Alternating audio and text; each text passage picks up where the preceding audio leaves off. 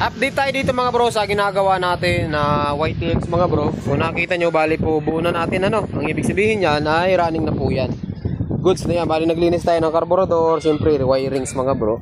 Wala pa lang yung may-ari dito. On natin, may neutral na. Push start. Manda na po yan oh.